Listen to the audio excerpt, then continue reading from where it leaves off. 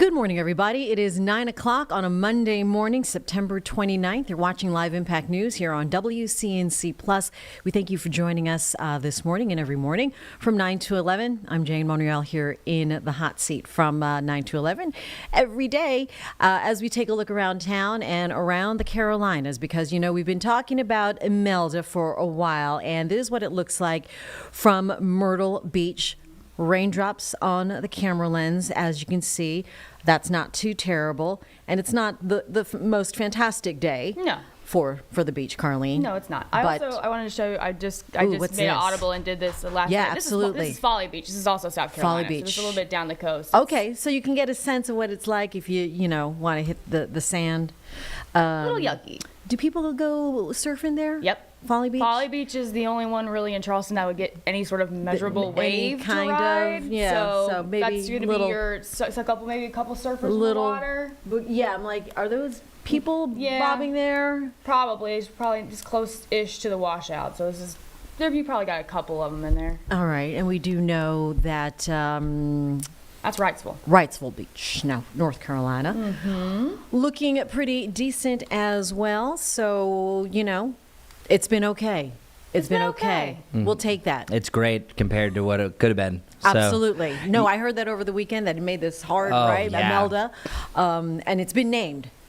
Well, and for one, the reason why it took so long to form is because it slowed down. It was over land for a while, didn't have the right conditions, and that is hands down the reason why we're under this situation. So plain and simple, what happened was, and the reason why we're even looking at a turn into the United States is that Humberto slowed down, because the plan all along, that's what Mother Nature originally had planned, is Humberto was going to try to move up along with Imelda, and then drag the wave back out, and it still was likely to become a tropical storm or a hurricane. But then what happened was, when Imelda was showing signs of speeding up, Humberto slowing down, then Imelda was following a different path. But since Imelda took so long to form, we were calling it Imelda well before it even was, just because we knew the inevitable.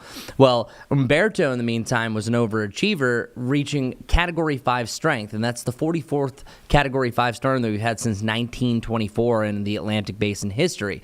So that's the big deal here. But meanwhile, we also have this stationary front to the north that's also aiding, just shifting everything, moving it offshore. So thank our lucky stars. I'm so excited about this because I didn't like the sudden turn on Thursday, because everything was indicating to a big landfalling system. This looked to be more of a big rainmaker. We are seeing an influx in some moisture. This often happens when a hurricane or a tropical storm is moving due north. It pushes extra tropical air in there, and if it has anything nearby, such as a front, Exhibit A, that's going to allow for a better chance for rain. So welcome to our rain chances today, and welcome to the Mondayest of Mondays, because it is not motivating whatsoever. It's not really a beautiful looking day by any stretch of the imagination, but the most recent update for Imelda herself is 8 a.m., and that was 50 mile per hour sustained winds, gusts up to about 60 miles per hour. This will eventually be Hurricane Imelda. And speaking of hurricanes, well, Humberto is now going through its second eye wall replacement cycle. So the eye wall replacement cycle is what happens, just what you would expect. It replaces its eye wall. It reached up to 160 mile per hour winds, and it was a very strong storm, and that was really late day on Saturday heading into Sunday that it reached that strength, and that would be an absolute disaster if it was making landfall anywhere. But thank goodness, even for Bermuda, it's going to be clearing out to sea. So looking at Hurricane Humberto's general path, you can see where it says St. George, so that smack dab is going to completely miss out on Bermuda. But as you can see, choppy seas, already what we saw through one of our cameras at Wrightsville Beach. If a nearby storm moves through, you're still going to have a chance for some high surf and also some storm surge. So that's going to be the possibility for Bermuda. But I'm just letting you know, Bermuda's in the middle of the Atlantic. They've been through this. They've seen it before. If it misses, they're going to be okay. But Imelda actually has her sights aimed at Bermuda. So this isn't a complete victory for everybody, because it does look like Imelda is going to become a Category 1 hurricane as early as tomorrow morning, more likely during the afternoon. And then it does look like it's going to beeline right towards the island of Bermuda. So There's still a lot that can change here. We've already seen all the changes here, but one thing we know for sure, it is not going to be affecting us directly here in the Carolinas, so thank goodness. Here's a better illustration, and this is model data, but it picks up on it. So we were talking about the Fujiwara effect. Dr. Fujiwara said that, hey, when you have two big low-pressure systems that are within 1,000 miles of each other, they can get a central point and they can rotate around each other. Well, as you can see here, it's not the direct Fujiwara where literally you're seeing a big rotation, but now that you outline things in here, and let's see if I can outline it to give you a better representation, or at least bring up my pointer tool. So check it out. See how this line right here almost looks like an avocado?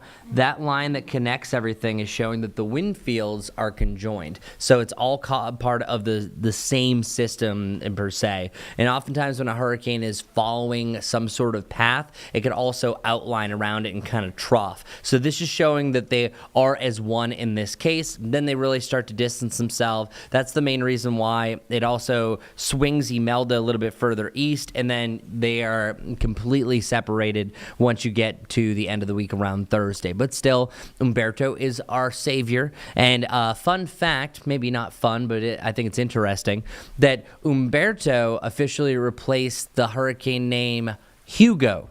So the hurricane name lists recycle every 6 years. So 1989, the new name to replace that in 1995 was Umberto. And Umberto has been around many a times, but never became a Category 5 in its history. So we move on from that. Another thing I really want to talk about is how we feel. Because by the end of the week, it is going to feel pristine, fall-like. Welcome back, everyone. This is what we're here for. We're excited for it. Because check out where we have been. It hasn't felt great, because this is a really good illustration here. The area of blue is representing very humid air, that humid air you can wear. We had that through most of the weekend. Well, we're still going to kind of stick that range around just a tier below for today and tomorrow, but then boom, a big drop down behind that, so it's going to feel great. So just in time for hear ye, the first week of Renfest is here. Huzzah! Have you guys been to Renfest? I Not this have. one. Oh, man, it's I have. great. It's a great time. It is. Well, the passion that people have and Yeah. time that they put in their costumes is extraordinary. Yeah. And I just want to welcome everyone who maybe doubters, like that's not their scene. Oh my gosh, it's so much fun. There is no scene. I've been to, not this one, but yeah, I've been to Renfest before and dressed up. Yeah. Yeah. Oh, you've done the full dress up? Absolutely. Yeah. Huzzah. So I think they're called like the washing well wenches. I forget what they are. My favorite thing was they called me up on stage and I had to put a big pair of whitey tighties on, run to the center of it, and yell, "In my big boy pants, I can do anything!" And I won Kim a carnation. So yeah, Carnation. yeah, totally was. Yeah, for the cheapest flower you can buy, it totally was worth that. It's worth it. Luckily, I have no shame. But no, I wanted to transition to this because it really just brings up to the point that we're going to have some nice weather just in time for a Good. big festival. Awesome. We could have been talking about cleanup. Who knows what could have happened, because there were scenarios that we could have had several inches of rain. And I'm not saying that you're not going to see rain. It's just not a tropical rain. And there was even signs last week that Imelda potentially could stall out and it could have just been a mess. So I'm super excited that we're trending in the right direction. But talking about the rain for the near term, closing in, I want to show you exactly what's happening right now. Hold on. You have some rain that is now encompassing just the eastern side of our viewing area. Here, I'll stop it right there. You're starting to see really a change in here. I just want to go back to the last couple of hours. Once you start seeing new showers form ahead of that, that means that the atmosphere is pretty juiced up. So now we're going to start to see by the end of this morning a lot more scattered activity. But in general rule, the further east you go, the more rain. The further west you go, less rain. That's why some of our high temperatures, Hickory and Morganton, are going to be warmer than Charlotte because they will see sunshine and won't have as much rain. So here's what it looks like. Going forward, you're going to see that rain starting to expand a little bit more. And then either side of noon is where we're starting to see a lot more scattered rain showers. So rain is likely for today. It could rain for several hours. It could also take some breaks in between here. But if you look off towards the west, as I mentioned, there's not much going on.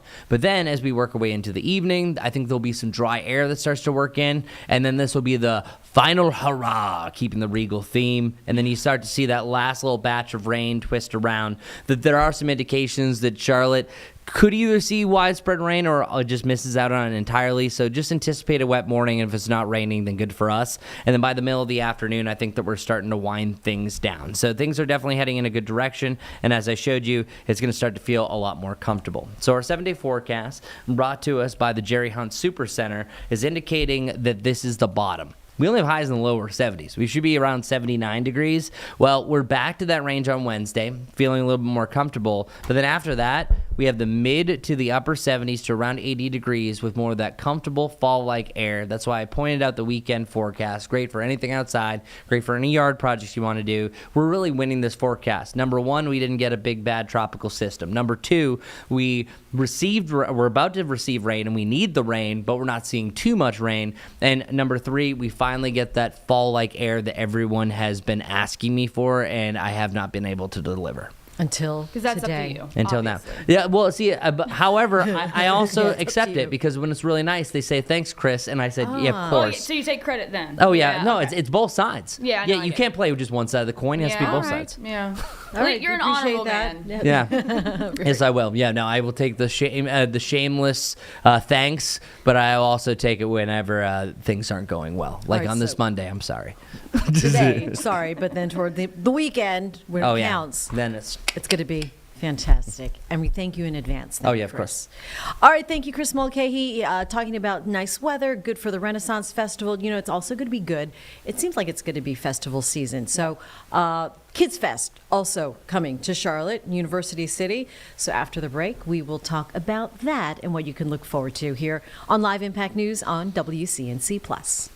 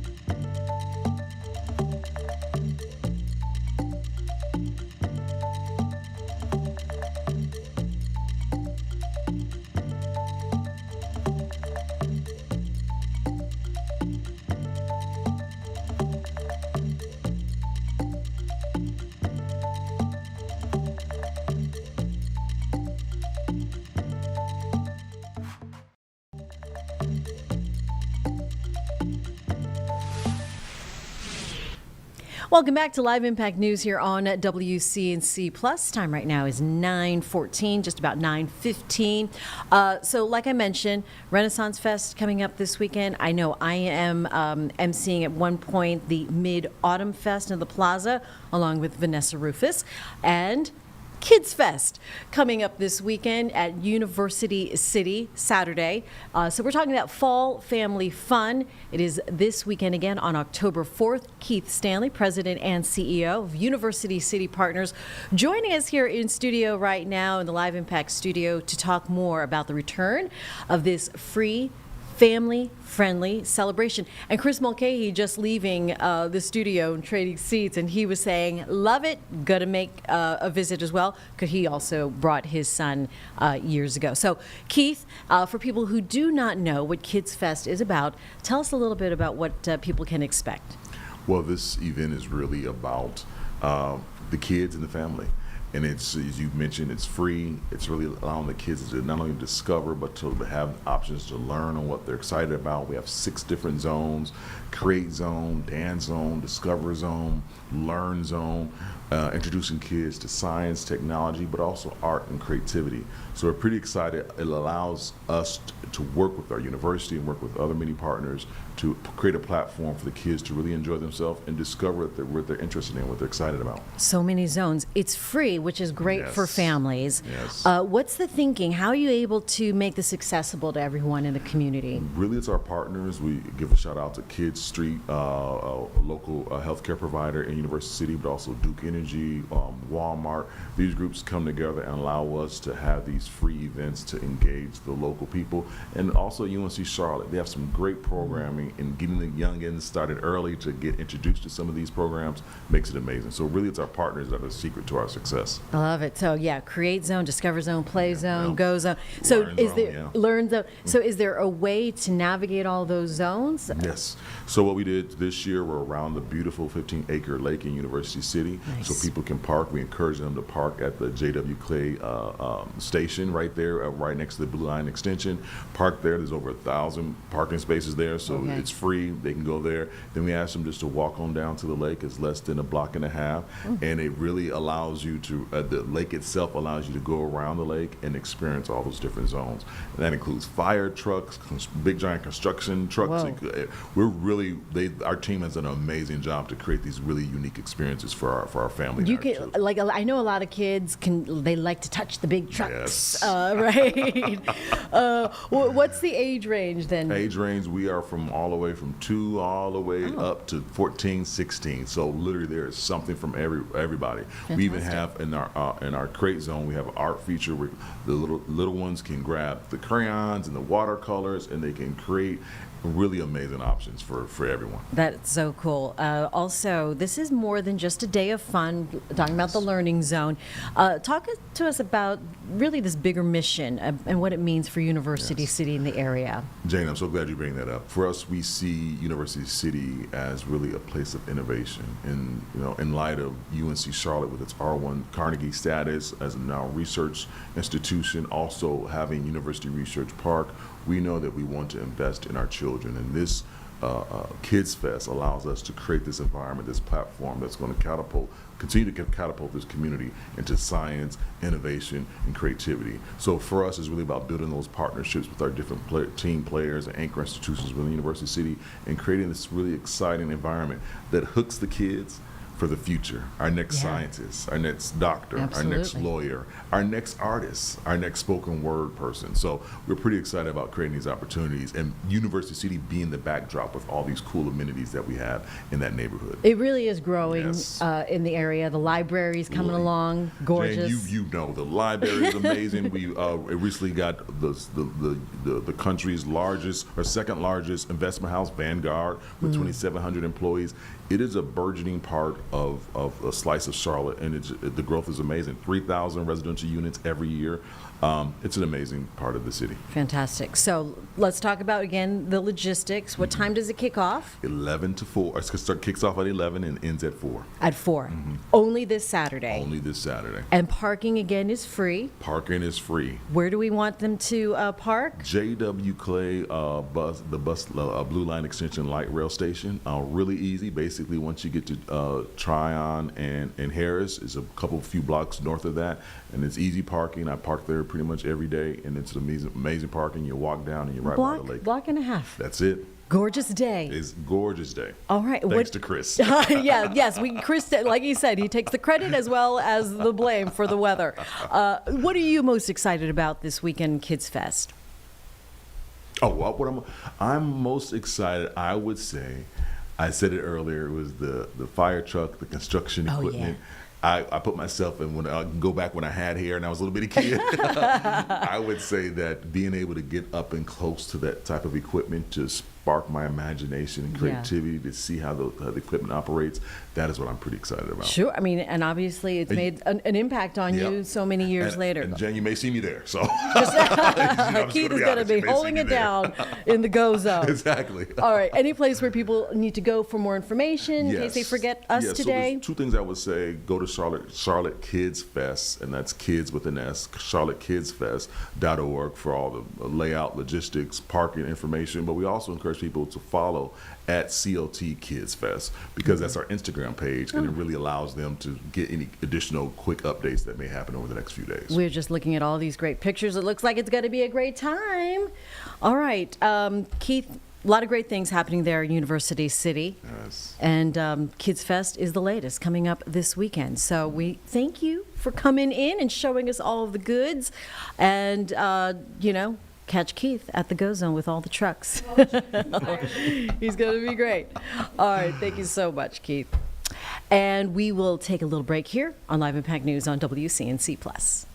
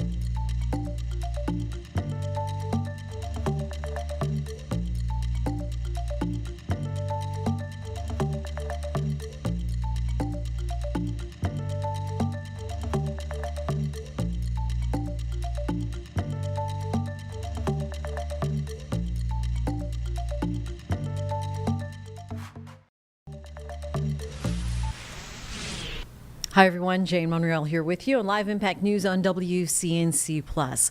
We are just 2 full days before a government shutdown. So President Trump having a meeting later today with GOP as well as Democratic leaders. The top four congressional leaders are going to meet today. NBC's Alice Barr has the latest from Washington.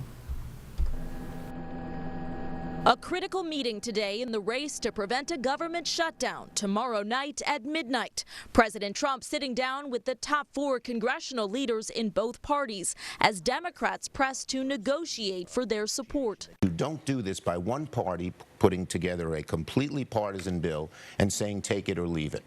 House Republicans already passed a short-term spending bill, but it needs votes from Democrats to succeed in the Senate. What the Democrats have done here is take the federal government as a hostage. Democrats pointing the finger at Republicans and holding out to reverse health care cuts and extend subsidies set to expire at the end of the year. Americans should not see their health care suffer, their premiums spike, and people lose insurance and providers close. Adding to the stakes, the White House alerting federal agencies that mass layoffs are coming, in addition to the typical furloughs, if the government does shut down.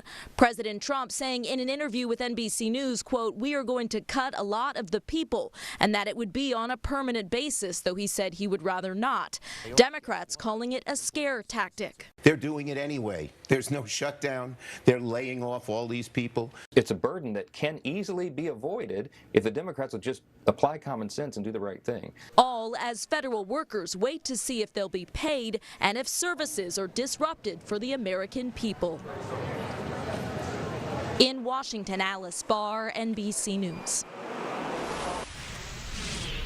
Other big national story is the shooting at a church in Michigan, where at least 4 people now are dead, 8 more injured.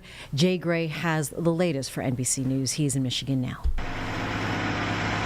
Overnight, federal agents, police, and firefighters continuing to work the scene. Investigators searching the suspect's home. As a stunned community also searches for answers. So we have also witnessed the result of wicked rule in our county, state, and nation. Flames and a spray of gunfire ripping through a Sunday service at a Church of Jesus Christ of Latter-day Saints in Grand Blanc Township, Michigan. We heard a big bang and it blew the doors in the church, and then everything after that was chaos. Chaos, leaving at least 4 dead, 8 injured. Carried out, police say, by this man, 40-year-old ex-Marine Thomas Jacob Sanford. He drove his vehicle through the front doors of the church. He then exited his vehicle, firing several rounds at individuals within the church. Also, allegedly setting fire to the sanctuary, worshipers instantly shifting to heroes as the killing spree unfolds. They were shielding the children who were also present within the church, moving them to safety. Just hundreds of people just practicing their faith. Just extreme courage.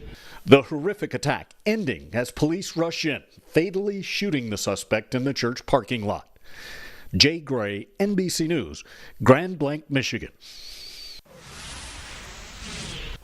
Here in the Carolinas, a violent weekend, and we have both our Richard Devane and Destiny Richards covering 2 separate situations. One in South Carolina, where this morning an elementary-age schoolboy is dead after a shooting outside a convenience store in Pageland, South Carolina. Good Monday morning, everyone. School has started here at Pageland Elementary School. Grief counselors are also on hand. Parents were notified that they would be here today to help any child or any staff member, for that matter, deal with this latest tragedy. Something that a lot of people in this community say is beginning to happen all too often. Police say someone shot and killed the 9-year-old at the Blue Sky convenience store parking lot in Pageland Sunday morning. Unfortunately, that child died. Police say they have 7 minors and 4 adults in custody after the shooting. As they continue to investigate what led up to this incident, they haven't released those details about any suspects nor a possible motive as of yet. The tragedy, as you can well imagine, is hitting this community hard. Pageland Elementary School, where the child was a 4th grader, has grief counselors on hand today to help classmates and staff process the loss. Parents have been urged, I should say, to talk with their children and to reach out to the school if they need additional support. But residents we spoke with say they're both saddened and also angry that this type of crime continues. And one parent tells us parents are the ones who can actually help to stop it. I pulled up social media and I saw the headline, and the first thing I thought was, this must be an old headline. This can't be happening again. Another kid got shot in the leg down here, and another kid got shot on the other side of town the same day within the same hour. It's really sad because I really feel like the parents, because it's younger people that's doing it, so I really feel like the parents are need to buckle down on their kids because it's horrible. We're a small town. We're not used to this, I guess is the best way to put it.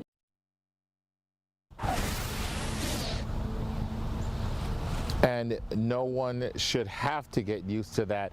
Of course, at this time, police say they continue to investigate this incident. They're asking anybody in the public who has any information about this crime to give them a call.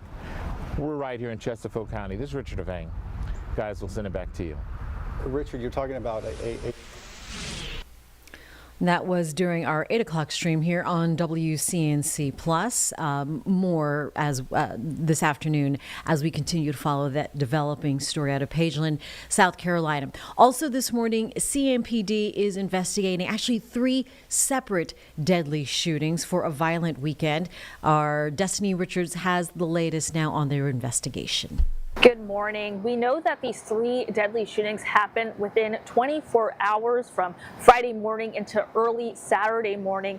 And the incident report that we just received from CMPD, it has a few more details about the locations, about the victims of each shooting. And then we also know that the suspect and the victims did not know each other. Now, going into the details, this first shooting happened Friday morning at the Wood Spring Suites off West Arrowwood Road. Police say 37-year-old Tiara Love Torrey Jackson was shot and killed after a disturbance inside the hotel.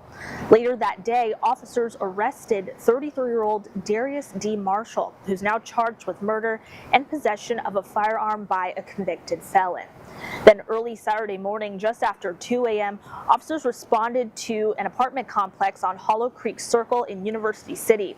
They found 31-year-old Brenton Terrell Samuels dead at the scene. A 33-year-old man was also shot and is recovering in the hospital. Just 2 hours after that, around 4 a.m., police were called to East Independence Boulevard after reports of shots fired outside a business. And CPD says there was an altercation that escalated into gunfire. There were 3 uniformed CMPD officers in marked vehicles nearby working in an off-duty capacity. Those officers immediately responded and found 3 subjects who had been shot. One of those victims, 31-year-old Sean Taylorson Davis II, later died at the hospital, and we now know a 24-year-old woman and a 30-year-old man are also hospitalized with serious injuries. CMPD says both Saturday shootings remain under investigation, and anyone with information is urged to call 704-432-TIPS or leave an anonymous tip through Charlotte Crime Stoppers. Now, as of 8:30 this morning, we still don't have any information about arrests in those 2 early morning shootings on Saturday, just that arrest on Friday morning. But of course, once we get any more information, we'll be sure to keep you updated right here and online as well. I'll send it back to you guys in studio. And Destiny, it sounds like And that was our Destiny Richards also talking to our Ben Thompson earlier here on The Plus at 8:30. If you missed that report, you are caught up now with 3 deadly shootings over the weekend. That was in the Charlotte area. There was also a shooting outside of a restaurant on the water out of Wilmington. This is in the Southport area Saturday night, where 3 people died. The suspected shooter, Nigel Edge, as you see it here on a mugshot, was arrested a short while later. He is expected to make an appearance, his first court appearance later on this afternoon. The governor also expected to speak later on his appearance as well, and the shooting at the Southport waterfront bar. Just a tragic situation. The governor will be in Southport later today. All right, that was from Carlene. Thanks. And we will stay on top of all of these stories here on WCNC Charlotte. You're watching Live Impact News here on WCNC Plus. We'll be right back.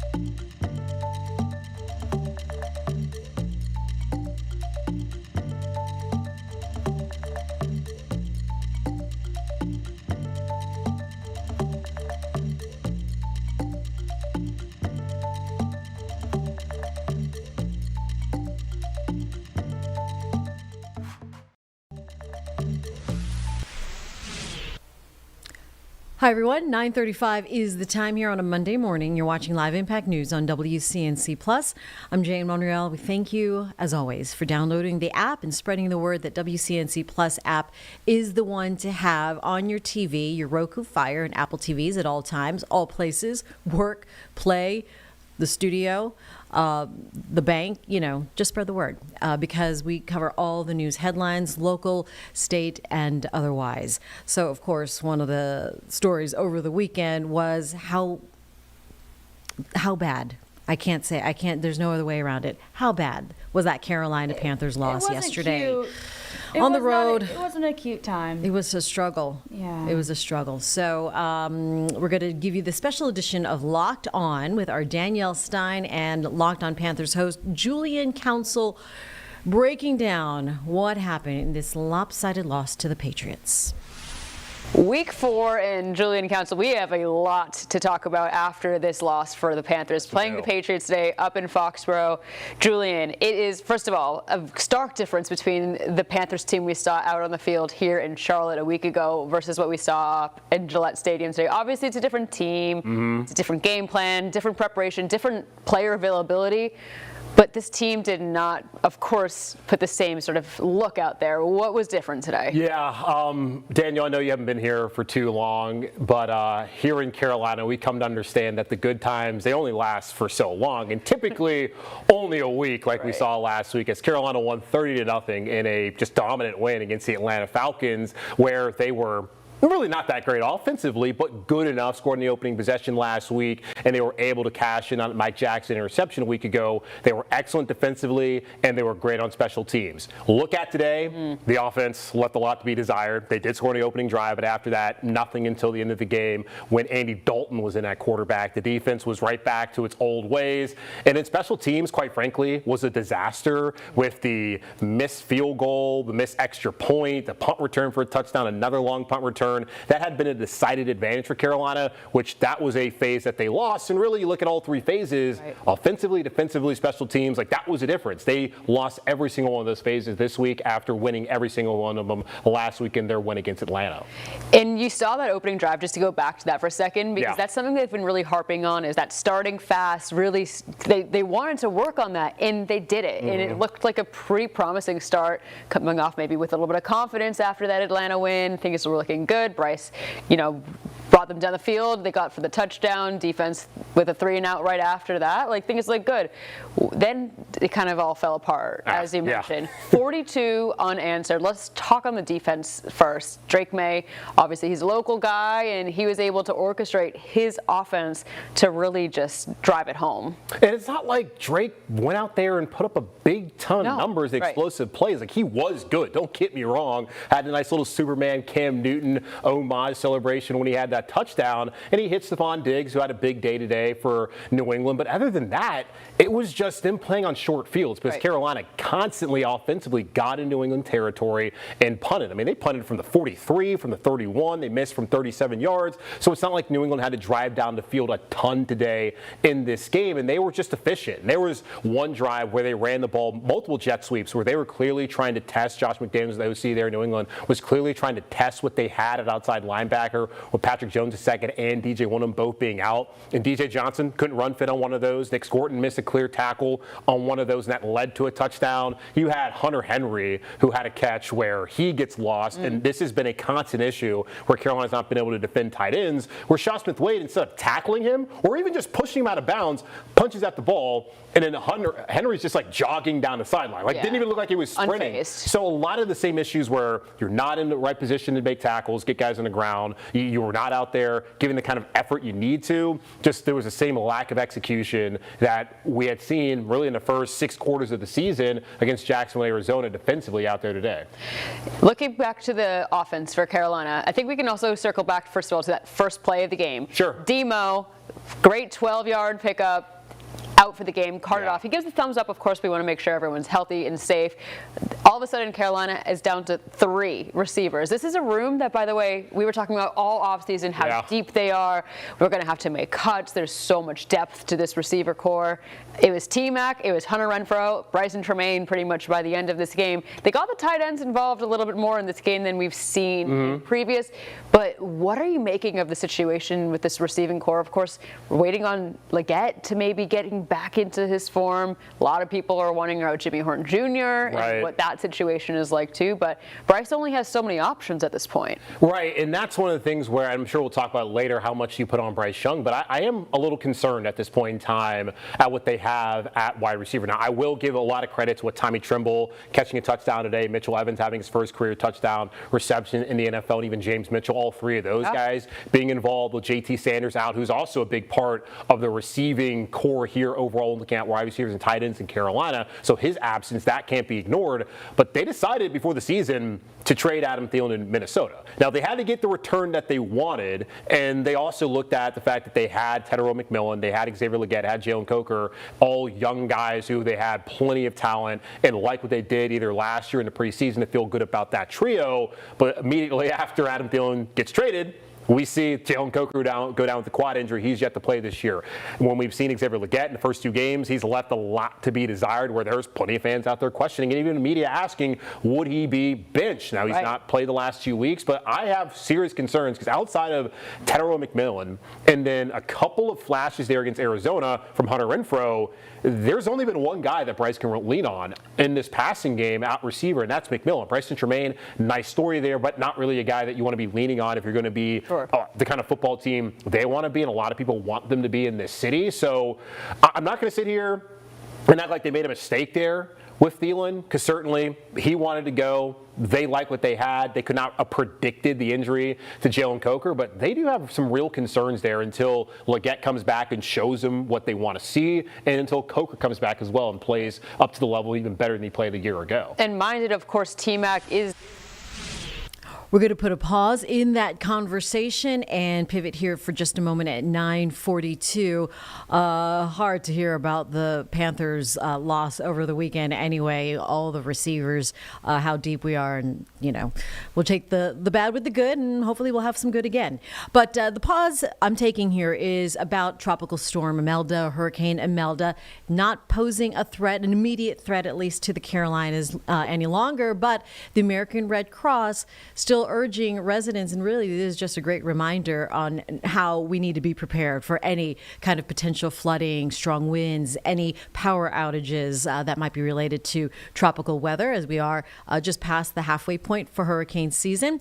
Joining us this morning via Zoom from Red Cross is Jason Gujunis, the executive director of the Charlotte Metro Area Chapter.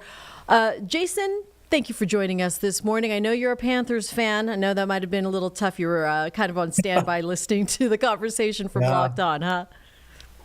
Yes, and I'm a big Panthers fan. I've been here 15 years, love the Panthers. They're a wonderful organization that supports the community in a big, big way. I'm just happy that this tropical storm isn't as much of a threat as the Panthers defense. Right. Yeah. So we're exactly. we're not totally in the clear, but with these tropical storms that eventually turn into hurricanes, we don't need a reminder. Just a little over a year ago, Helene came through and damaged areas that we never thought would be touched by a tropical storm or a hurricane, and so a lot of us had reactions to this. This formation of this potential hurricane, and Red Cross, like always, does all that we can to make sure that we're prepared to support the community in any way that they need it. Yeah, I mean, really, that is the lesson as the 1 year mark since Hurricane Helene swept through Western North Carolina and devastated so many parts. We had this week-long coverage here on WCNC Charlotte. But yeah, that really is the takeaway, is that you can never be too prepared, and you can never just kind of stand by laurels and think that it's not going to affect you, because even though Imelda is taking that hard right into the Atlantic, it really is one of the mistakes that we take for granted by, just kind of not being on guard as much as we would. What are the biggest mistakes besides that you see families when it comes to preparation for any kind of storm? The biggest mistakes we see is people thinking it's not going to be me. It's not going to happen in my home. It hasn't happened in a lifetime. Our neighborhood's good. We're not going to be impacted by it. These disasters, these hurricanes, you can't really predict storms and weather. You can only kind of a little bit plan and a little bit hope that it doesn't impact you. But the biggest mistake that you can make is thinking it's not going to happen to you, and therefore you don't prepare. It can happen to you and your family or your neighbors, and we just implore everybody to be prepared. RedCross.org has all sorts of wonderful disaster preparedness tips. We encourage everybody to be Red Cross ready.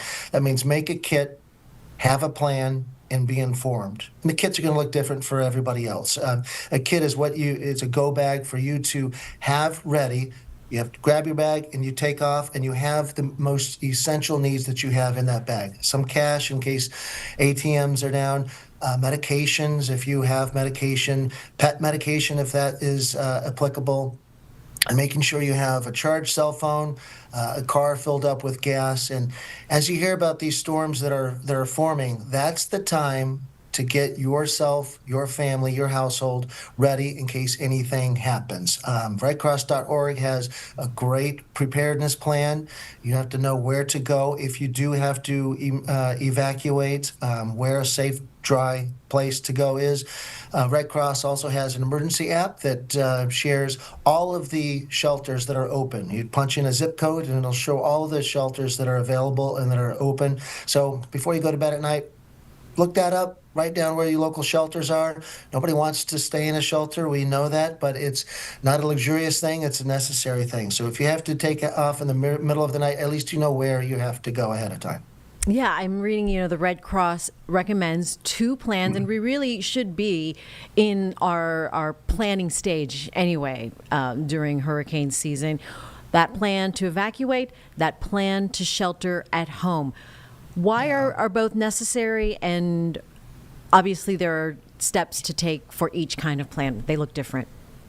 Yeah, that's true. So if you have to plan to evacuate, or if you're advised to evacuate, do it immediately. Don't try to be tough and tough it out. If you're advised to evacuate, do it immediately. Plan in advance where you will be going. If you have to shelter in your home, make sure that you have plenty of water. Make sure you practice going to a designated safe shelter for high winds. If you have to stay at home and anything happens to your home, make sure there's a plan of where to go outside of the home. If you have family members that are inside of the home and anything happens, family members go out the front, other family members go out the back, and each think that somebody's still inside. It's great to have a good meeting spot and create a personal support team for people that may assist you and that you may, you can help them out. So get together with your neighbors, make sure that they're fine, and if there's elderly or people that have special needs, make sure you pay particular attention to them and let them know that they have a resource in you. And it only works if you're prepared. So it's kind of like on a flight. Put your breathing mask over yourself first before you help others. And as soon as you have a plan in place and your family is safe, then you can help others. All right, Jason, you mentioned the Red Cross emergency app. What kind of real-time information will provide families with what they need during a storm? So the emergency app is wonderful. It'll let you know, and also if you put in a zip code, it's on the other side of the country where you have loved family members, loved ones that live. It'll alert you to any alerts, any watches, any responses that you need to take, any shelters that are open, and it'll help you prepare to not just make your life more convenient, but to save your life and save other lives. It gives you real-time information of what is happening, what's coming up, and it gives you resources of things to think about how you and your family could prepare and respond if that's necessary. All right, final question. If people there in the Carolinas and the Charlotte area are watching right now, what's the one piece, the takeaway here this morning? What do you want them to know? I want you to know that Red Cross is here to help you as much as possible. We'll help you immediately following a disaster, but what we'd love to share is that we'll help you before a disaster. We'll help you prepare. We'll help you help your community. We rely on donors. We rely on volunteers. Over 90% of what we do is done by trained volunteers. Go to redcross.org/volunteer and sign up to be a Red Cross disaster responder. We'll teach you how to keep your community safe, how to keep you safe. And if you're luckily not impacted by a disaster that happened and you were able to volunteer with that training ahead of time, you could go to one of our shelters and be a Red Cross worker. We are always looking to expand our Red Cross family. We'd love to have you join us. If you don't support us financially, that's okay. You could support us by volunteering. If you can't volunteer, donate blood. There's a lot of ways to support the Red Cross because blood collection is impacted during these disasters also, and we need as much blood as possible. Yeah, great reminder on the blood collection and the donation. Yeah, if you can donate your time, treasure, and talent, fantastic. redcross.org. Jason Gajunas, thank you so much for joining us this morning. Appreciate all of the tips and the reminders of what we need to do the rest of this hurricane season and always. We appreciate the opportunity to share, and go Panthers. Go Panthers, that's right. All right, Jason, maybe we'll get them next weekend. Maybe. Maybe, that's right. We got to stay realistic here. Yes, that's true. All right, back out here in the Live Impact studio on WCNC Plus. We're going to take a quick break. We'll be right back.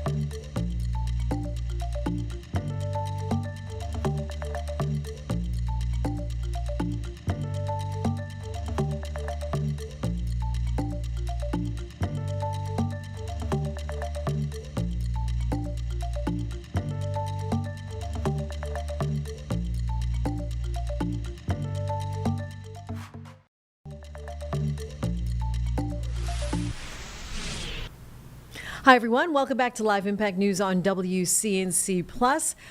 We started with a little conversation locked on with the Panthers breakdown after this weekend's loss to the Patriots on the road.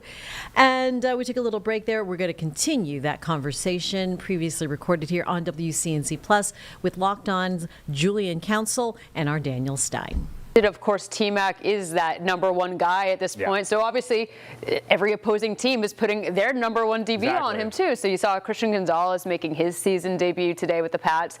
They had some pretty fun matchups, of course. So not so many opportunities either when you're being defended by some of the best players in the NFL. But we have to look at Bryce. Sure. His game today, On paper, it wasn't bad if you look at the numbers. No, he had 1 sack, no interceptions. Yeah. So progress on those fronts. There were, like you said before, some more to be desired. I liked how you said that. What would you kind of assess for Bryce's game today, and how much blame do you put on the quarterback play in this loss? I mean, he has to take a level of blame because he is the starting quarterback here in Carolina, and the offense went out there when he was there and only put up 7 points and constantly failed in New England territory. Like, I think in the first half they had 4 of their 5 drives were there in Pat's territory, and they came out with 6 points. Right. So that's just not going to win you games in the NFL. Then in the second half, when the game was, I suppose, still in doubt, they go turnover on downs. One of those where McMillan was open, had he hit him in stride, that's a touchdown. Right. And then another one that also led to a turnover on down. So I look at Bryce, I still feel like he's somebody they can win games with. But I just look at the passing game overall. And I mentioned the wide receivers. We talked about that momentarily. But in his 32 starts, 20 of those games he's thrown for less than 200 yards passing. And in those games are 5 and 15. In this league, especially nowadays where obviously quarterbacks are getting paid a ton of money, receiver play is probably the best it's ever been. It's a passing league. You pass to win games nowadays, and the Panthers constantly are not able to do that. Right. And that is a concern that I have because it's been 3 years now. 2 full seasons. Last year he sat up for a little bit, but then like 4 weeks into the year now, you're looking at didn't throw for over 200 yards week 1, threw for a career high in week 2. Last week in a win, only 121 yards, 150 today. The passing game leaves a lot to be desired, and it's not just the quarterback, but clearly there's something there where you're just not getting what you want out of Bryce. And maybe it's the coaching, maybe it's the play calling. I don't know what it is, but you can't look at his performance today and feel that great about it. And you saw the frustration again as he slammed his helmet onto the bench after one of those drives ended up in that game. So I still have belief in him, but we're not seeing what you'd want to see at this point in time in year 3. I want to get back to the play calling that you just brought up in a second, because that's going to bring up another very interesting discussion. But looking at this game is interesting because you had 2 quarterbacks, both young, Drake going into his 2nd season in the league, Bryce into his 3rd, both guys who were drafted in the 1st round. Both have had 2 different coaches in their young careers too, so it's not like they've had a lot of continuity. We're seeing a lot of success right now out of Drake. Yes, it wasn't the most flashy game, but he looks to be solid, and there's a lot of confidence in their organization and their fan base that he is their guy of the future. Bryce, on the other hand, there's a little bit more questions, I'd say, around. What do you think the difference is between a player like Drake May and Bryce Young at this point early in their careers? Why the view publicly and within their team is maybe different? Yeah, I mean, I had a lot of confidence in Drake May coming out of North Carolina. Obviously a Charlotte guy out of Myers Park, so I've seen his career for a long time now, and I thought that this is probably the best quarterback we've ever had come out of this area. And then when he got to Chapel Hill, he was outstanding. So I figured he would have success. And I think the biggest difference is the organization. Look at New England. How many Super Bowls did they win? 6? Back when Brady and Belichick were there. Sure. And you look at the owner in Robert Kraft, one of the best owners in the NFL. Look at the owner here in Carolina, David Tepper. Organization goes from being a perennial, playoffs every other year kind of team, being about 500 to now one of the worst franchises in the NFL with the New York Jets. Like, that's the company you're keeping now. And it's not like the Jets ownership is one that's lauded every year in the National Football League. So Kraft, better owner. Tepper, still figuring it out, not doing a great job. Look at the head coach, Mike Vrabel. It didn't end well in Tennessee, more because he lost a power struggle and wanted Rand Carthon, a young GM, to be fired. And what do you know? The next year, Rand Carthon got fired, and Amy Adams Strunk in Tennessee. Not a great owner in that team with Brian Callahan, worst team in the NFL. So clearly Vrabel, who had him as a #1 seed in Tennessee with Ryan Tannehill at quarterback, really good head coach. Dave Canales, I have some questions about him. Even look at play caller. Josh McDaniels, say about what he is as a coach when he's a head coach, really good play caller, has a proven track record, now of a young quarterback, and Dave Canales, also the play caller, did well with Baker Mayfield, but so did Liam Cohen. Right. And so is Josh Grizzard so far. So is it the play caller or is it the quarterback, and that Baker is elevating these guys and getting them hired in the NFL? So just structurally, the organization, you have the 6-time Super Bowl champion New England Patriots and the Carolina Panthers, who have never had a back-to-back winning seasons and haven't made the playoffs since 2017, and it doesn't look like it's going to happen this year either. So, yeah, it's the organization. Mind you, I do think, though, it is a point that the Patriots, I would say, right now don't have necessarily studs offensively, weapons around May, but he's still making it work. Yeah. And, I mean, mind it, they're 2-2 to start their season. It's not like they're having this phenomenal year so far, but I do think it's not like they're, gifted all of these weapons for him to work around. But you brought up the topic of the day, and that is potentially this conversation around Dave Canales, maybe in terms of his role as a play caller, maybe his role in terms of being the head coach of the Carolina Panthers. He was questioned after this loss in the post-game press conference, and he was taking a lot of ownership over the mistakes. I think we said his words were that he is the common denominator across the problems.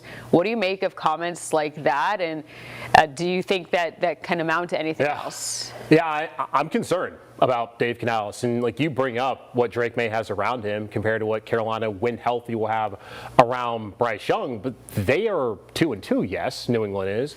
It's a one-score loss against the Raiders. It's a one-score loss against the Pittsburgh Steelers a week ago. You look at Carolina; they got blown out by Jacksonville. 3-1, just won in San Francisco today. So obviously a good football team. You're getting blown out by Arizona before you start scoring much points in garbage time, and then make that look more competitive than it actually was. And then, of course, you blow out Atlanta last week, and you get embarrassed again on the road today. So, maybe Drake doesn't have a lot around him, but clearly the coaching, the infrastructure is getting that football team collectively to play well. And yes, Dave Canales did say his own words, not my words, not your words, not anybody's, that he is the common denominator when things are not going well in all three phases. Does not want to change the play caller. He feels like he still is the right guy to move the offense forward, but you can't look at what he's done through these first 21 games and not be concerned. They're 6-15 under him. If you look at those 15 losses, including today, I would say 9 of those games, they weren't competitive. Maybe look at the game a year ago against Denver and say, well, they had some garbage time, maybe they're competitive. No, they weren't. It was 28-7 going in the fourth quarter.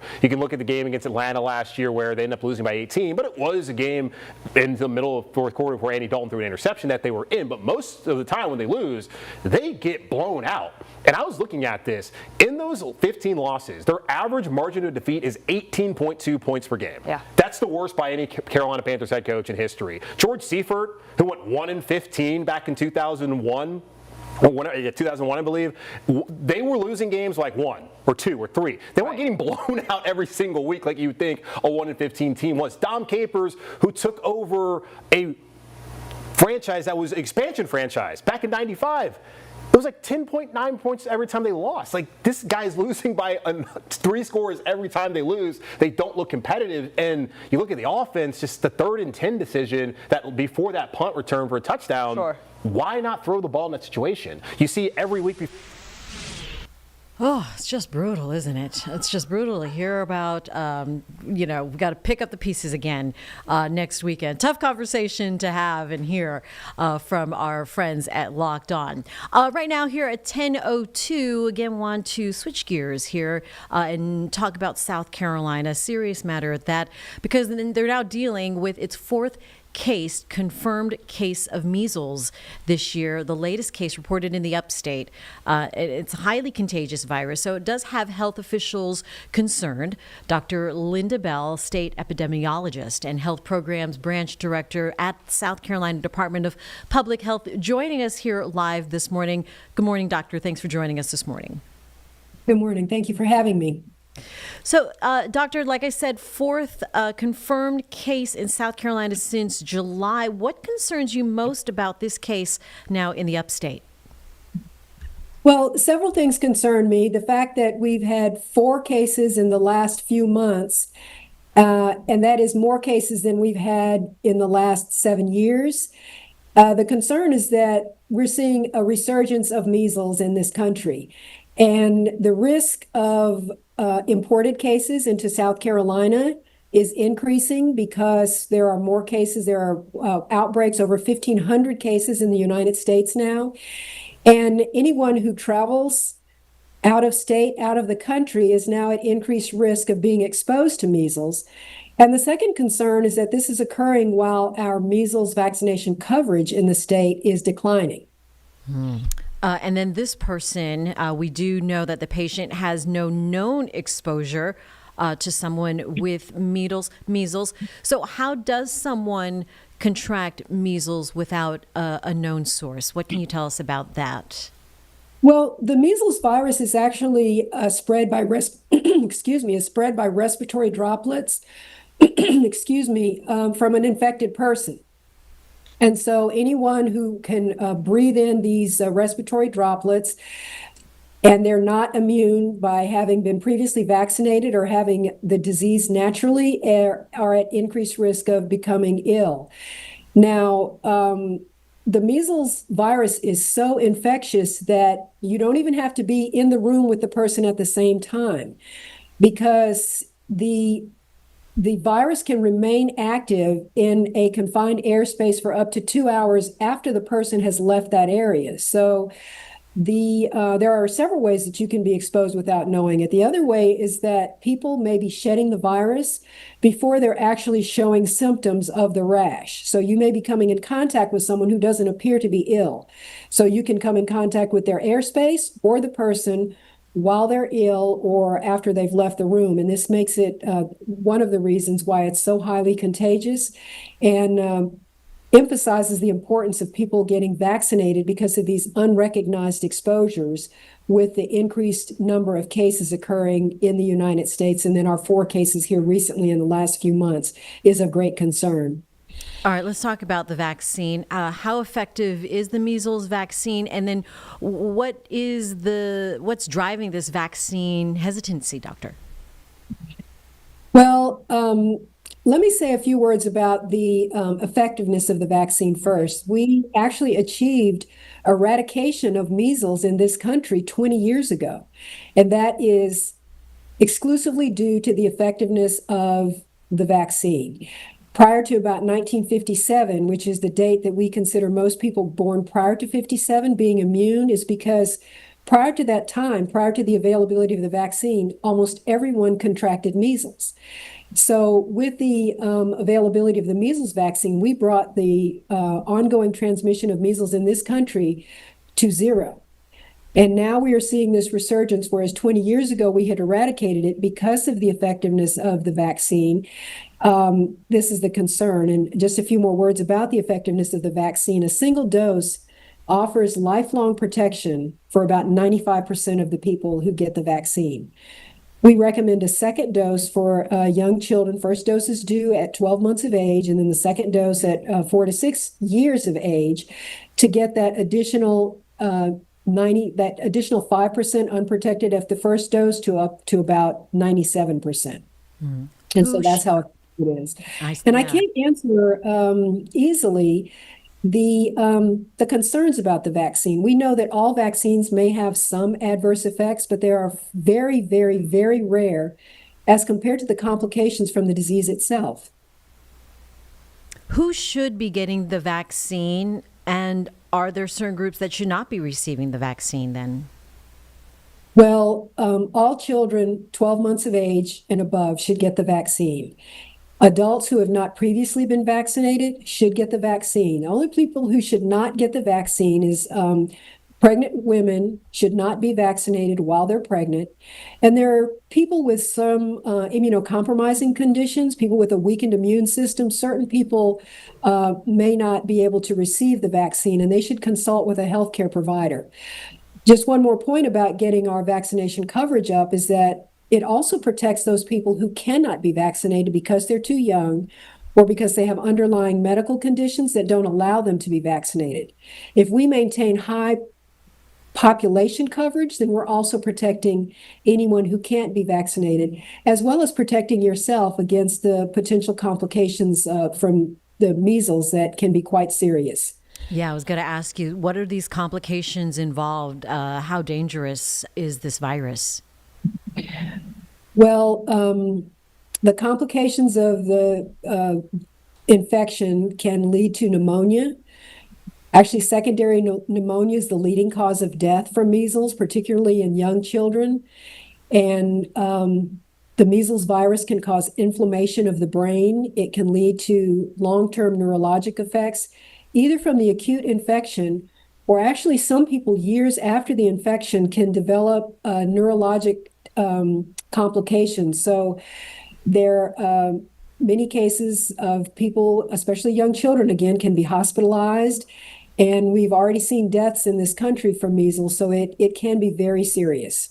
All right. So, what should parents be looking for when it comes to symptoms, and when should they start seeking medical attention? Well, the initial infection with measles virus causes sort of an upper respiratory symptoms with a runny nose, a cough, very red eyes are characteristic. Sometimes you will see these dark spots on the inside of the lining of the mouth. And after those early symptoms, a rash develops about 3 to 4 days later. And the rash starts on the face and then can spread to the rest of the body. We see a fever, especially a high fever. And so those are the symptoms to look for. If those symptoms develop, we caution people to let their healthcare provider know of those symptoms before they just show up in an emergency room or a clinic where they might spread the virus to others. As I've said, that's very high risk, and especially if they're unvaccinated. So if you're not vaccinated and you develop those symptoms, and if you've traveled anywhere or you've been in contact with someone who has those symptoms, let your healthcare provider know so they can properly evaluate you with the laboratory test to rule in or rule out measles. Do you know if these 4 cases in South Carolina are connected in any way? So the 2 of the cases were household contacts. The other 2 cases were unrelated to each other. So only that household transmission with 2 cases occurred, and the other cases are unrelated to one another. Okay. And as we head into the fall and winter season, we hear about respiratory illnesses more often. Your message to South Carolinians this morning? Well, we have the opportunity with vaccines to protect against a number of vaccine-preventable diseases. So we're very concerned about measles. We encourage people to check with their healthcare providers to make sure they're up to date. But as we move into the flu season, we strongly encourage an annual flu vaccination because the virus changes itself frequently. And so to be up to date, to get the best protection against the currently circulating strains, you should get a flu vaccine every year. Same thing with the COVID vaccine, because that, as we know, the virus that causes COVID infections changes frequently with new variants. And so the vaccines that are available now against COVID are the ones that are well matched against the most predominant circulating variant now. Offers the best protection. The vaccines are very safe. People ask more questions about potential complications from vaccines in general that are quite rare, but they forget to ask about the complications from the diseases themselves that these vaccines prevent. Hospitalizations, complications, deaths, or even mild things like getting the flu and having to miss work or school for a week or so. All these things can be avoided, as well as spreading the virus to others in your home or your community who may have more severe complications. All right, Dr. Linda Bell from the State Health Department there in South Carolina. Thank you very much for the information on measles and the latest there. Appreciate you. And we'll take a break here on Live Impact News on WCNC+. We'll be right back.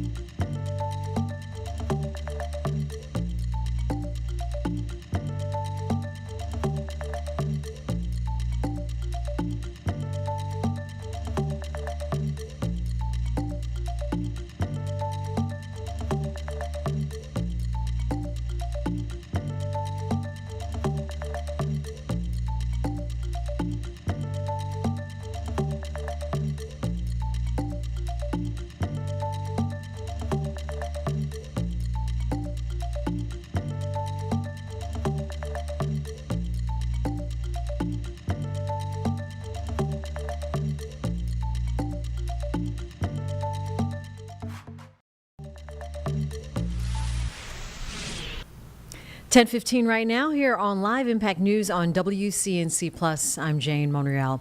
Happening live right now, getting underway, is the House Judiciary Committee on Oversight holding a field hearing in Charlotte, and this is called Victims of Violent Crime, examining violent crime in the Queen City and the surrounding areas.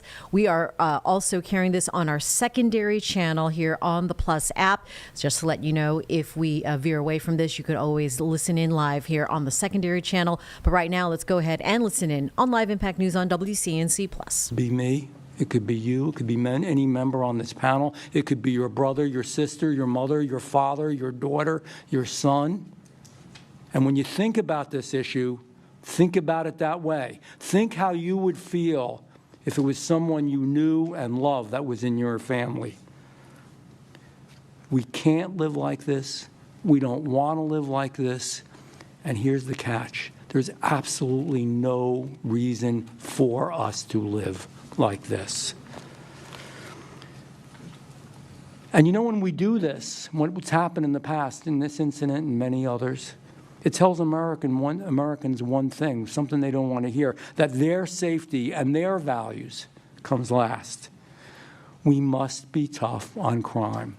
I'm not talking about minor victimless crime. You know what I'm talking about. Cruel, harsh assaults, murders, beatings, the things we know that are out there. Repetitive crime over and over again. You know, my friends and my colleagues on the other side of the aisle like to talk about gun laws, you know, on legal people who legally own guns. I'm not going to talk about that today. But this individual had a problem with illegal guns. And we all can agree on that we should crack down on those who steal guns or use them illegally or who are criminals. Violent criminals should be behind bars. We've got to keep them there. We've got to stop the cashless bail. And we must put good, law-abiding Americans first. And you know what? I'm going to address something else, because sometimes when you say these things, and again, what I got up here and what I got here comes out of my mouth. You say these things and somebody will say to you, well, that's racist, or that's misogynist, or that's Hitlerian, or that's, you know, all the other terms. I can't even think of all the words that are dictatorial, you know, all these words that are used. It's not. Because here's the deal. Whether you're an African American, whether you're white, whether you're Asian, whether you're Hispanic, whether you're gay, whether you're straight, damn it, you want to be safe when you go out in your streets. Somebody called my office because they were complaining about trying to crack down on crime in Washington, D.C., and there are those that will tell you, oh, there is no crime in Washington, D.C. I know I've had 2 people on my team in Congress that have been assaulted. I know a friend of mine who's a congressman whose intern was killed. I know that murdered. I know that down within eyeshot of where my little apartment is in D.C., 2 beautiful Jewish young couple that left the museum were shot to death. I know that President Trump's intern had the living daylights beat out of them. Don't tell me there's any crime in Washington. So I've been supportive. Yeah, you should be able to walk the nation's capital day or night and be safe. This is America. You should be able to do that. So somebody, we you know, have people call the office. We all do, all the time. And you're talking about, you know, the assault in my office. And they said, well, that person from your office shouldn't have been out at night. Well, number one, it wasn't evening. It was during the day. Number two, yeah, you can. It's America. And if you want to walk around the nation's capital in the evening, you damn well should be able to. It's got to change. We must return to common sense. I want to thank the witnesses for being here today. I know this is not easy. I can't even imagine. I can't even imagine. Your stories are heartrending. You're going to share with us what was terrible, and most importantly, what is preventable. And by your work and your faith and your focus in being here, you may save future lives, and we appreciate that. You know, their testimony is not just what happened to them. It's a warning and a call to all of us to do the right thing. With that, I will yield to the Ranking member, Ms. Ross. Okay. Thank you very much, Representative Van Drew, and thank you to everyone for coming today to discuss these important issues. I especially want to thank the witnesses who have come to be with us today. Thank you to our law enforcement officers for you are the selfless men and women in uniform, and you keep us safe every day. I especially want to thank Officer Campbell for being here and for what he's done for this great city. I also want to express my gratitude to those of our witnesses who have lost loved ones to crime or who were victims themselves. Your courage in telling your stories and having your voices heard is so, so important, and my heart goes out to you. Before I get started, I also want to express my deepest, deepest condolences to the family of Irina Zarutska. What happened to her is simply unimaginable and unconscionable. And I hope that we will take to heart her family's request not to remember her by her last moments or politicize her death, but instead to remember her as the vibrant and exceptionally kind person she was. And I'm thrilled that we have a picture of her in that state right in front of us. Finally, we're here in North Carolina, and we had a tragedy yesterday. I want to express my prayers and my absolute heartbreak to the victims of the Southport mass shooting yesterday. I know our governor is there today, and I know our hearts go out to the victims and their families. So the majority has brought us here together, and I would say I went to the Philadelphia hearing. I've been on the Judiciary Committee since I was ever in Congress. But to be honest, and for our victims, this hearing is too little, too late. We should have been doing more to prevent crime and address the lack of mental health care long before this hearing, particularly. My daughter. This isn't Irina. Oh, I'm sorry. This is my daughter. I am so sorry. Okay? I am so sorry. This is Logan Federico. Thank you so much for bringing that. Thank you. Thank you, sir. I am so sorry for you. And she was before Irina. I am so 4 months before. I'm so sorry for your loss, and my heart goes out to you. My heart goes out to you. How dare you not know her? So we should have been doing things to prevent Logan's death and Irina's death, and I am so sorry. To my Republican friends, this is not Democrats' fault. This is the fault of Congress and our legislature to not do enough. They want you to believe that tough on crime and saying law and order is going to solve the problem. And they want to believe that a slogan will make America safe again. But if that is the case, why is the Congress cutting aid to local law enforcement by $100 million next year? Why are they proposing cuts to the Crime Victims Fund? Why do they want to slash juvenile justice grants and hate crime grants?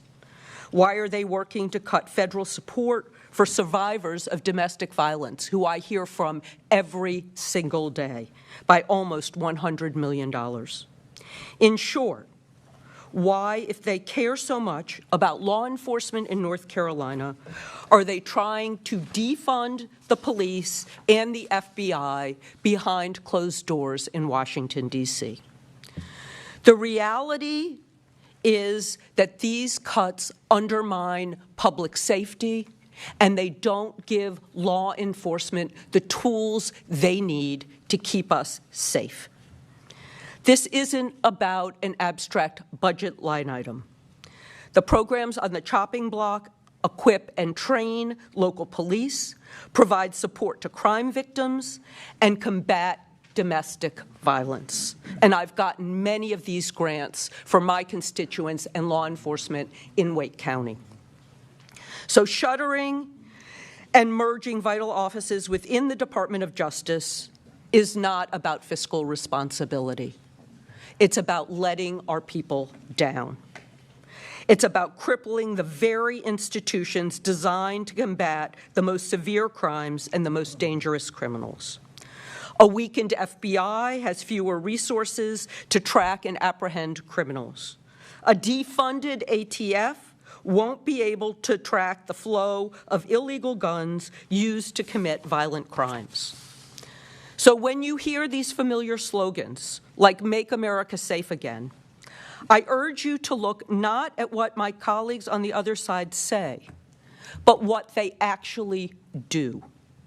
Cutting police resources and defunding federal agencies are not the policies of a party committed to public safety. And the consequence in this country is that we are less prepared and we are less safe. We deserve better. Our police officers and prosecutors deserve better. Our communities deserve better. And most of all, victims of crime and their families deserve better. If we want to honor them, we should seek real solutions to prevent these tragedies and not hide behind empty slogans. And since we are in Charlotte and we are in North Carolina, and you have a representative from Charlotte and from North Carolina, I have a unanimous consent request. I ask unanimous consent to enter into the record an article written by Simone Jasper entitled Two North Carolina Cities Rank Among the Safest in the Country. Here's why.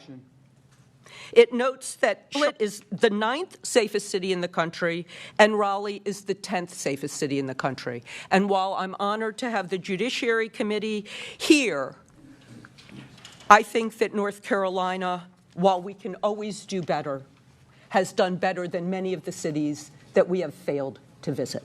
Thank you, and I yield back. Thank you, Ranking Member. I now recognize today's witnesses, and we will start with Ms. Alderman, and we will go right down the. Thank you all again for being here. Ms. Alderman.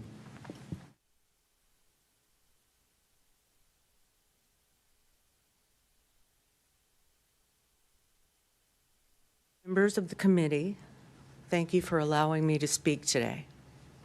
My name is Mia Alderman. I'm the grandmother of Mary Collins. Mary Collins. Mary was sadistically tortured. She was tortured.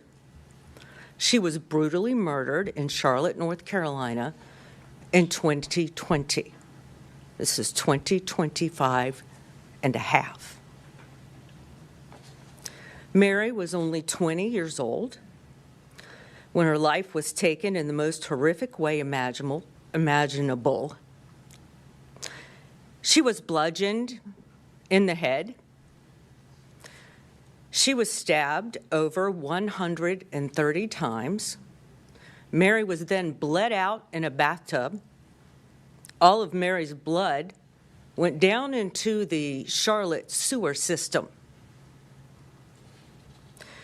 Mary was then wrapped in plastic and hidden inside a mattress, while myself and my family and then members of the community tried to get to Mary.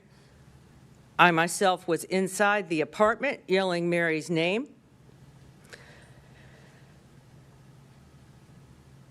To no avail. I'm sorry.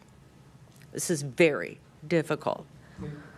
I have it written out, but then as I sat here, I sort of decided that I needed to go a little further. Our family's now endured more than 5 years of waiting, and still her case has not gone to trial. 5 years is not justice. 5 years is torment. Every day of delay deepens the wound for our family and makes a mockery of accountability. What makes this even more unbearable is how the justice system has handled those accused of Mary's murder. Thank you. 2 of them were released on bond, as if their crimes were minor, as if they stole a candy bar or, maybe broke in a car or something. One in particular, her name is America Ray Deal. She remains free on bond today, despite repeated violations of her curfew and ankle monitor conditions. She has faced little to no consequence. We know she has broken curfew, left her home, pushed the boundaries of the very system meant to contain her. She basically thumbs her nose at it, which you can see for yourself on the photos that she posted on social media. They've now been taken down, but we have copies. Nothing's been done. How can someone accused of such cruelty walk free while we, Mary's family, serve a life sentence of grief? The failures did not begin in the courtroom. They began when Mary was killed. For days, family, friends, and the community pleaded for help. Pleaded. I was pleading as Mary's, I don't know the right word. Mary had a disability, and an invisible disability. If you're familiar with invisible disabilities, that means that you can't really, look at her and tell. Caregiver would be the right word. The police department and the detective would not comprehend what I was saying about Mary and how these people had her and they were hurting her, and I needed to get to her. It was long and it was torturous to even get him to go through that apartment door where she lay wrapped in plastic and concealed inside a mattress. It was 8 days since Mary left home. When they brought Mary out, it was finally the night of April 4th. She left the house on March 28th.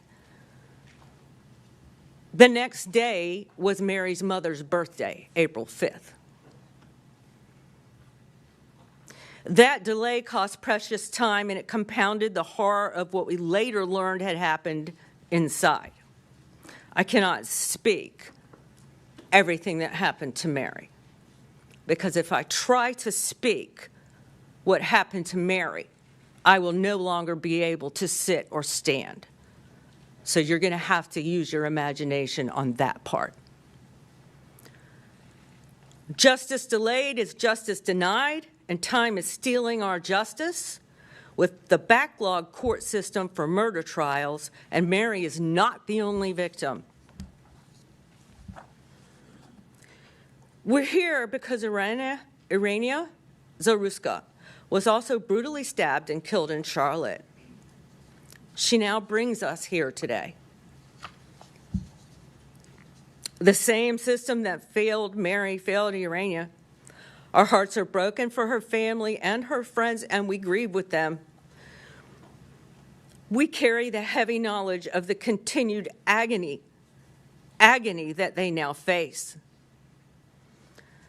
This is not just about 2 young women, it's about the justice system in Mecklenburg County, North Carolina, that is failing the very people it's sworn to protect. We need accountability. We need reform. We need to ensure that those accused of heinous crimes are swiftly prosecuted, that they're not allowed to be released on bond and just live their life. They get to go home and sleep in their own bed and party and have Christmas. And I wondered when they released America, did her mom get to smell her hair? Did she wrap her in a warm blanket at night? Because I think about that sometimes. Mary being in the ground in the ground dead. And she was so decomposed by the time they got her out of that apartment that we never saw her again. We couldn't look at her. I couldn't smell her hair, touch her face, hold her. I didn't know what to do. Was I supposed to wrap her in a blanket for her to be buried, or her siblings, you know, they wanted her to be buried in her favorite clothes? It was COVID, so only 10 of us could go to a graveyard. We couldn't have a funeral, for Mary has had no funeral. No funeral. None. Her murderers have not faced trial. They've been out free on bond, and we had to go to a cemetery where there was a casket that they told us Mary was inside, and only 10 of us could go.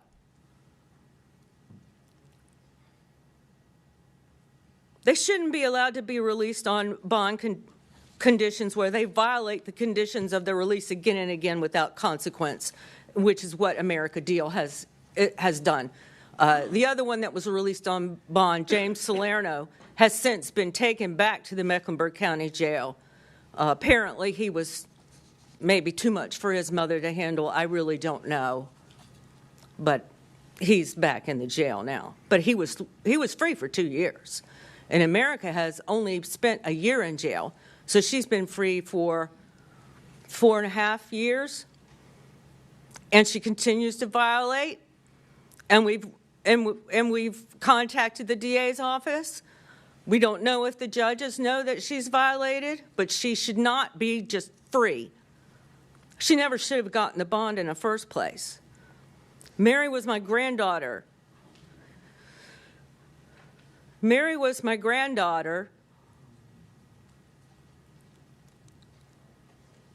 I'm sorry. Okay, I'm almost finished. She was a daughter, sister, family member, and friend. She was vulnerable. She was also full of life and trust, especially trust. That was betrayed, and her murderers exploited her trust. Our family has lived in anguish for more than half a decade. While those responsible have still not faced a jury, I sit before you today for Mary and for every family who has lost someone to violence and then has been failed again and again by the system that should deliver justice. I ask you to see Mary not as another case number, but as a voice calling out for change. Thank you for hearing me and for recognizing the urgency of justice that has been denied for too long. Thank you, Ms. Alderman, and your testimony, I don't even have the words, was riveting. We went over, and in order that everybody can hear everybody, we have a lot. You've been listening to the testimony of Mary Collins' grandmother on her granddaughter's death, to this field hearing that is underway from the U.S. House. We need to take a break. We'll be right back here on Live Impact News on WCNC+.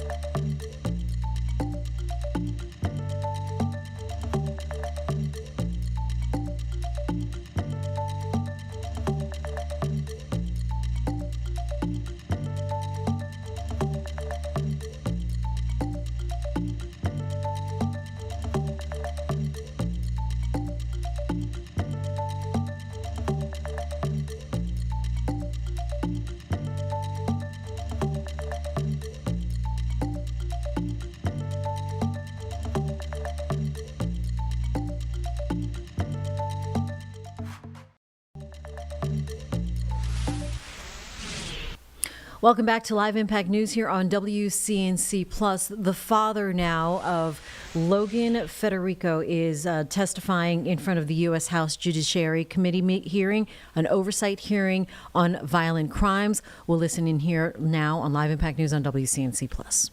Isn't that the idea of prison?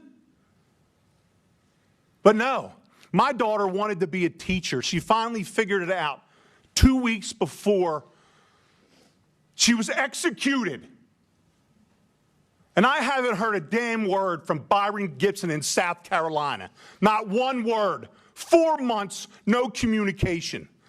His biggest concern was that he was pissed off about my interview and how I made him look on the Fox News channel with Trey Gowdy. How pathetic is that? That we're letting our 22-year-old kid visiting friends. That's all she ever wanted to do was visit friends.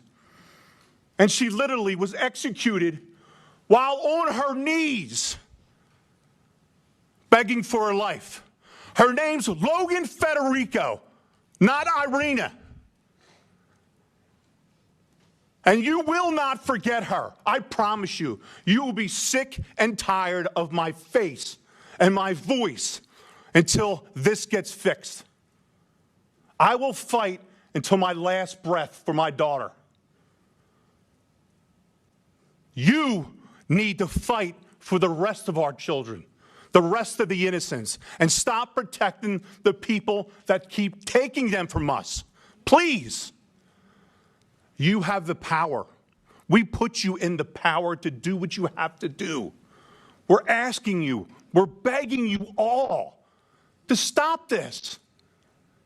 39 crimes in 10 years, 25 felonies. Can anybody here explain to me, well, how possibly he could be on the street? Possibly be on the street. How is it possible? I could sit down in a room and I could explain the whole process of how it failed, how South Carolina failed, Logan, okay? How lack of communication. What y'all did, you woke up a beast and you pissed off the wrong daddy. Because I'm going to put it out there. And I'm not going to be quiet until somebody helps. Logan deserves to be heard. Everyone on this panel deserves to be heard. And we will. Trust me. My daughter laid on the floor for 7 hours before somebody in that house recognized that something was wrong. And that career criminal, an hour later, went on a spending spree with her debit card. When they saw his face on a video, they didn't have to do a check. He was arrested so many times they knew who he was. They knew exactly where to go get him. Pathetic. Absolutely pathetic that I'm here today. Thank you for your time.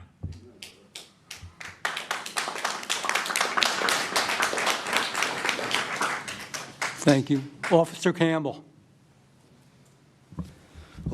Good morning. First, I want to say for the record that I'm not here to represent the Charlotte-Mecklenburg Police Department. I'm here to represent myself, and so you can get a clear view of what a violent criminal does when he's back on the streets. April 29th of 2024, the Marshal Service was serving a warrant for a convicted felon for possession of a firearm again. While serving that warrant, 3 members of that task force and 1 member of the Charlotte-Mecklenburg Police Department were gunned down and murdered that day, along with 5 others, including myself, that were injured. Now, that day was chaos. Responding to that call, multiple officers, not only dead but injured, were taking gunfire from an elevated position by a known convicted felon. During the process of extracting the officers, I ended up breaking my foot, which resulted in me being diagnosed with regional complex pain syndrome. It's a miserable diagnosis which led to the amputation of my right foot. I will no longer ever be where I was prior to that day. Now, in my hand, I will gladly submit this for your records, is his entire arrest report. And in this report starts in 2009, where he burglarized a residence with a stolen firearm. After he was taken to jail, he was released, where he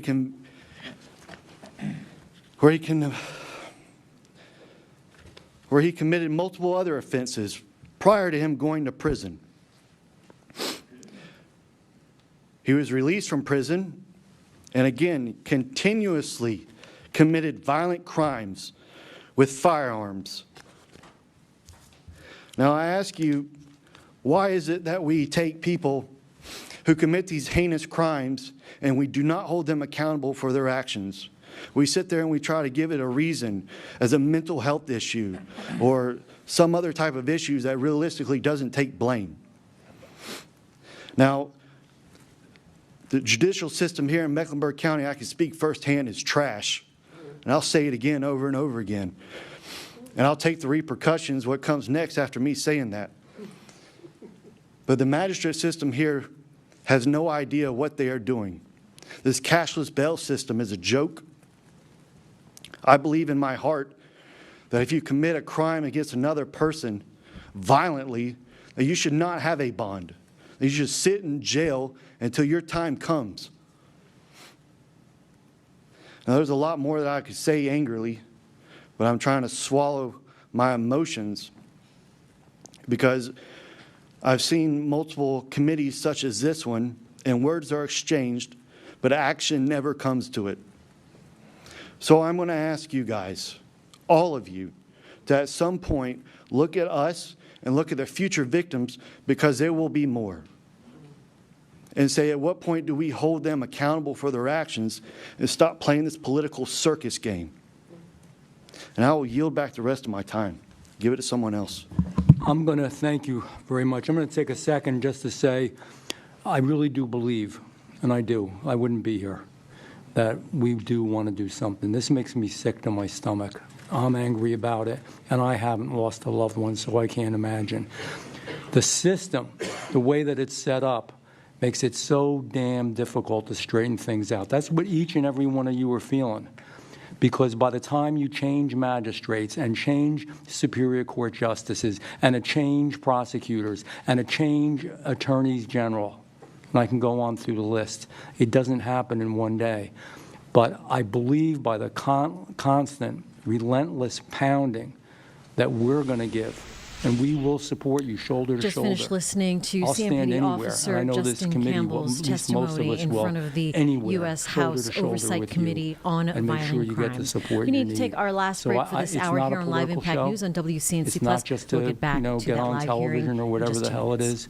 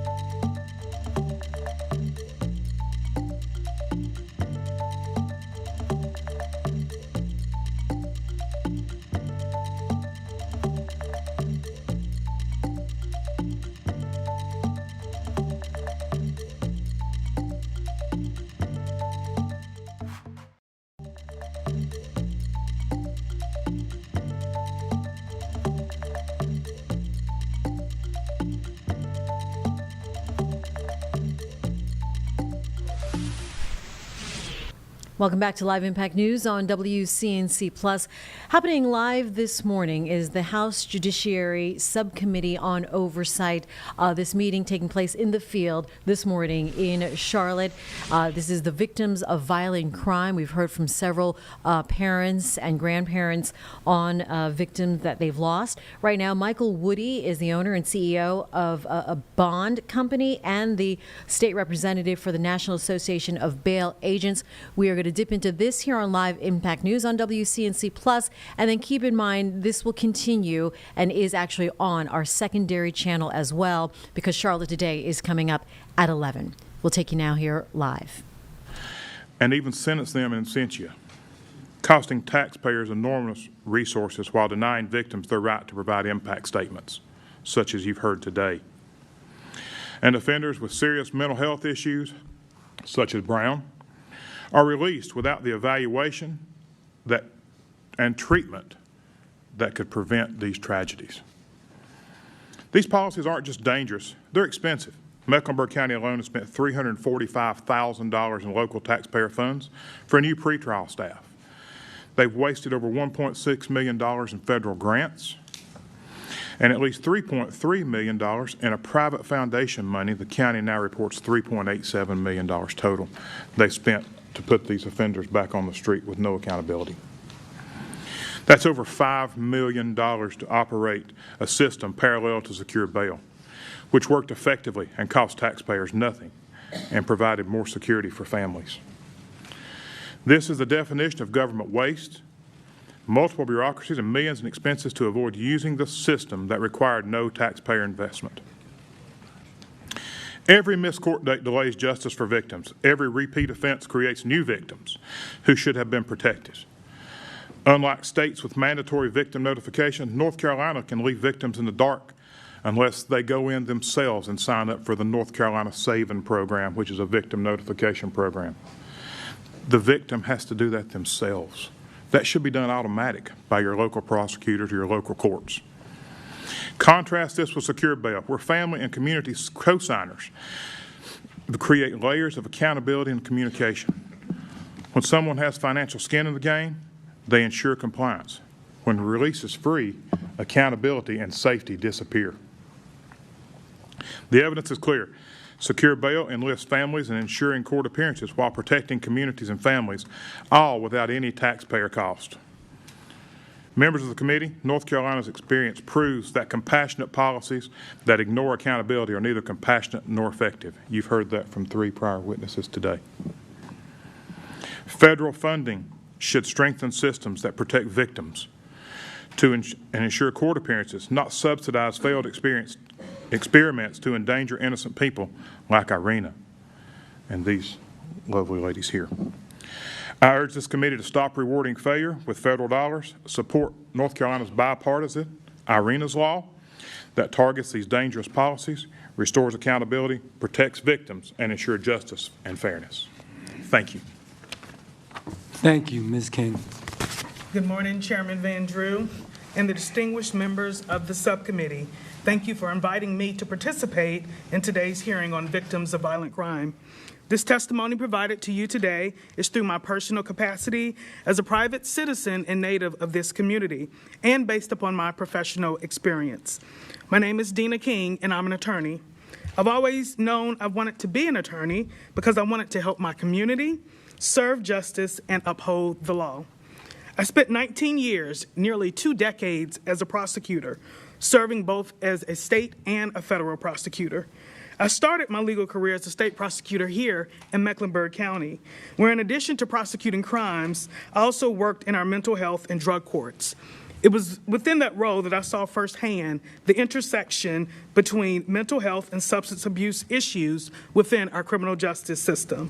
These specialized treatment courts demonstrated exactly what long-term studies have shown, that these courts significantly reduce recidivism. As a federal prosecutor, I was a member and leader of the Organized Crime Drug Enforcement Task Force, formerly referred to as OCDETH, whereby through prosecutions I identified, disrupted, and dismantled major organized crime violent and drug trafficking organizations. It was through this initiative that I was able to prosecute some of our state's most violent offenders, including members of a gang that were responsible for committing several murders in North Carolina. What I soon learned after those defendants were convicted of racketeering murder charges and sentenced to consecutive life sentences is that victims of crime, the family members of those murdered, still need resources to help them long after defendants are imprisoned. We need more support and funding for survivors and victims. What I've learned as an attorney prosecuting cases across this state, from the mountains to the sea, is that crime occurs in every community. Crime of any kind is unacceptable. I implore Congress to work with state and local governments and provide funding to community-based organizations to develop real solutions to address these problems. Solutions that address the specific needs of each community, as a one-size-fits-all approach will not work. Specifically here in Mecklenburg County, funding is needed to assist in increasing our prosecutor staffing levels, which continue to lag significantly behind similar-sized jurisdictions. The Association of Prosecuting Attorneys suggests that for a jurisdiction the size of Mecklenburg, we should have at least 144 state prosecutors. Instead, we have 62 state-allocated positions and 22 additionally funded positions through Mecklenburg County and the city, bringing that total to 84. The high caseload of the prosecutors here results in prosecutor turnover.